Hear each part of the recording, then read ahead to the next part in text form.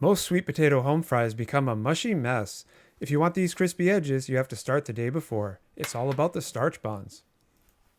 Red garnet yams make the best home fries.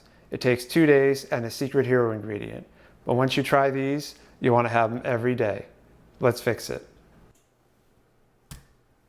First off, I like to wound the yams so I know they won't run away. Seriously though, I'm making steam vents for when they go in the oven. Red garnet yams often go by their street name sweet potatoes, and more recently red garnet sweet potatoes, which is like a name you would give it if you're going to bring it over to meet the parents before a big date. I don't know why my local store started calling yams sweet potatoes, but they're just confusing everybody. People need to learn the difference. I'm not selling a yam to somebody that doesn't know her yam from her sweet potato. The reason I'm wrapping these in foil is because I want the peelings to be soft and easy to remove. Now into a 400-degree oven for 40 to 60 minutes. 1 hour later. I just placed these right on the oven rack, but in hindsight I probably should have put a tray underneath. I didn't do a very good job with the foil, and some juice leaked out and made a mess of my oven. Now I'm unwrapping them so they can cool off faster. They've cooled off to room temperature now, so I'm putting them in a tub. The reason we put these yams in the fridge overnight is we want the starch molecules to reconnect. This is a process called retrogradation. This means when we make our home fries tomorrow, they won't get mushy. It's the next day and it's time to finish up the yams. These are ice cold out of the fridge, so I know the starches will hold together really well. Let's cut them up and get them in the pan. I like to cut the ends off first, then lightly slice the peeling lengthwise and peel it right off.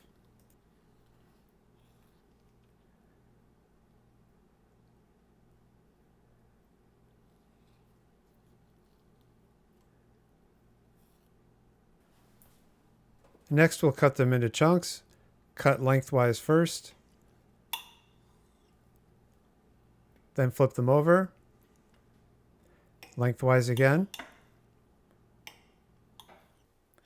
spin them around, and then cross cut.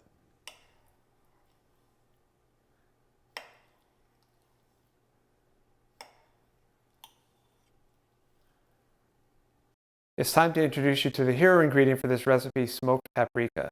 Now smoked paprika, that smoky flavor and the earthy tones of the paprika, they pair perfectly with the sweetness of the yams. It just makes it a magical dish. So let's get to the pan. Start off with around a tablespoon of avocado oil.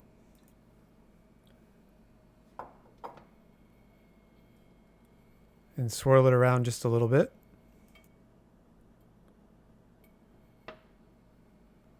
Then we're going to add our smoked paprika to the oil. Don't just dust the potatoes, you need to bloom the paprika in the oil first. This is a lipid extraction. We're using the fat to unlock the fat-soluble flavor compounds that make the hero ingredient actually work.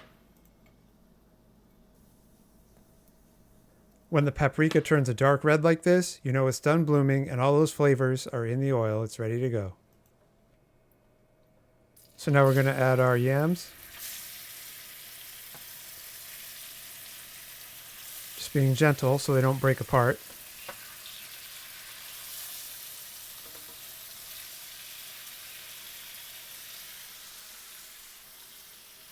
This is one of those situations where less is more. You don't want to handle these yams any more than you have to, so carefully split them apart along the knife cuts you have with a spatula. Then you're going to season with some salt, and of course some pepper. And then you're just going to let them sit for a few minutes and get some crispy edges. You're not going to turn them very often because if you handle them too much, you're going to lose the structure. You want to let them sit for about 5 minutes each time before you turn them.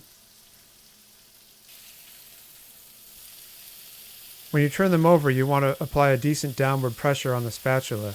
You don't want to separate the crispy bottom from the rest of the yam. You can tell you're done when you have crispy edges on most of the sides. When it comes to plating, I like to serve with a fried egg. I find that runny egg yolk to be the perfect flavor bridge between the smoky, earthy paprika and the sweet yams. It's time for a taste test. Let's crack the yolk and see how it is. Let's let down the flavor bridge. The yolk just kind of disappeared in the potatoes, so I'm going to rearrange a little bit and make it look all pretty. There, that's better. Hopefully you're thinking, yeah, I'm going to make that.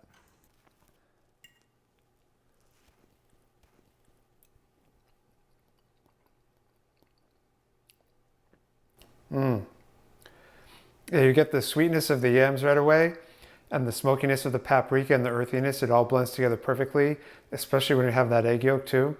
It's just a delicious bite. It's definitely worth the extra time and effort. If you're enjoying this video, please like and subscribe so you don't miss out on any future fixes. So take one of these and bake it tonight, and breakfast will be epic tomorrow. Thanks for watching.